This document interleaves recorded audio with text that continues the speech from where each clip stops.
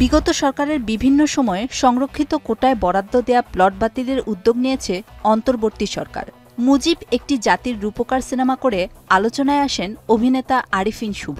এরই অংশ হিসেবে তাকে সংরক্ষিত কোটায় বরাদ্দ দেয়া রাজুকের প্লটটি বাতিলের সিদ্ধান্ত নিয়েছে কর্তৃপক্ষ। আরিফিন শুভর সঙ্গে সিনেমার প্রযোজক লিটন হায়দারের প্লটও বাতিল হচ্ছে।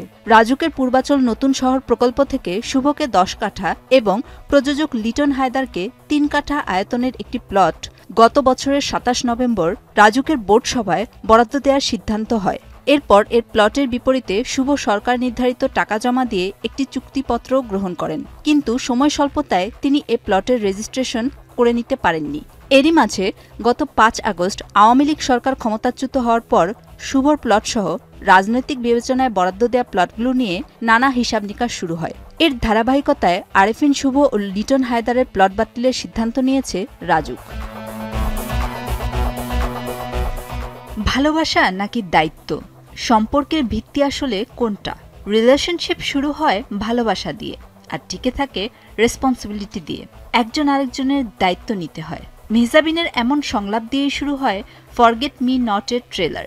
মিনিস্ট্রি অফ লাভ প্রজেক্টের চতুর্থ web film forget me not OTT মাধ্যম চরকিতে মুক্তি পেল 5 সেপ্টেম্বর।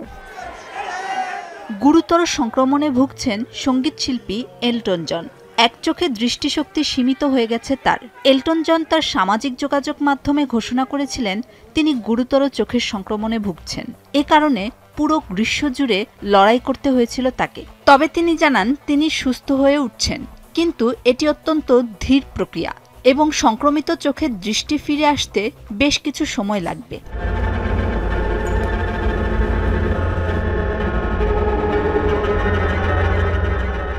যুদ্ধবন্দীদের প্রতি দৃষ্টি আকর্ষণের জন্য ভেনিস ফিল্ম ফেস্টিভ্যালে প্রচারণা চালাচ্ছে ইউক্রেনীয় সিনেমার কলাকুশলীরা।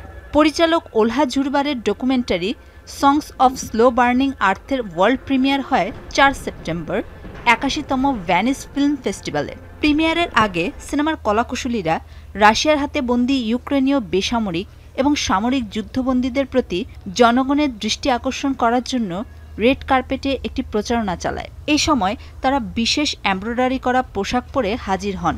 পোশাকে রাশিয়ানরা ইউক্রেনীয়দের আটক করে রেখেছেন এমন স্থান এবং স্থানের দূরত্ব উল্লেখ করা আছে। বলিউড ও দক্ষিণী ইন্ডাস্ট্রির মিলেমিশে সিনেমা তৈরির চল ইদানিং বেড়েছে। এবার প্যান ইন্ডিয়ার সিনেমার তালিকায় যোগ হতে চলেছে কুলি নামের একটি চলচ্চিত্র, যেখানে দক্ষিণের মহাতারকা রজনীকান্ত এবং বলিউড তারকা আমির খানকে দেখা যাবে একসঙ্গে। এর আগে তাদের একবারই একসঙ্গে পেয়েছিল দর্শক। 1995 সালে আতঙ্ক হি আতঙ্ক সিনেমায় অভিনয় করেছিলেন রজনীকান্ত এবং Aamir Khan. Good evening, this is your captain speaking. Enjoy the flight. Web সিরিজের মাধ্যমে ভারতের জনগণের ধর্মীয় অনুভূতিতে আঘাত দেওয়ার অভিযোগ উঠেছে যুক্তরাষ্ট্রভিত্তিক অনলাইন স্ট্রিমিং জায়ান্ট নেটফ্লিক্সের বিরুদ্ধে। এই ইস্যুতে ব্যাখ্যা দাবি করে অনলাইন প্ল্যাটফর্মটির ভারত শাখার প্রধান মনিকা শেরগিলকে তলব করেছে নয়াদিল্লি। সম্প্রতি IS-814 দ্য কান্দাহার হাইজ্যাক নামের একটি ওয়েব সিরিজ সম্প্রচার শুরু করে নেটফ্লিক্স। বিমান ছিনতাইয়ের সত্য ঘটনার উপর ভিত্তি করে নির্মিত হয়েছে এই সিরিজ। 29 আগস্ট থেকে সিরিজটির সম্প্রচার শুরু করে নেটফ্লিক্স। সেখানে দেখা যায় বিমানটি ছিনতাইয়ের সময় সন্ত্রাসীরা পরস্পরকে সম্বোধনের বেলায় প্রকৃত নামের পরিবর্তে কোডনেম ব্যবহার করছেন। এই কোডনেমগুলো ছিল চিফ, ডক্টর, বার্গার, ভোলা এবং শঙ্কর। ভারতীয় নেটিজেনদের অভিযোগ শেষ দুটি নাম নিয়ে, কারণ এ দুটি নাম সনাতন ধর্মের দেবতা শিবের সঙ্গে সম্পর্কিত। 250টিরও বেশি ডিজাইন অপশন নিয়ে ওয়ালটন স্মার্ট ফ্রিজ, বোঝে আপনার প্রয়োজন।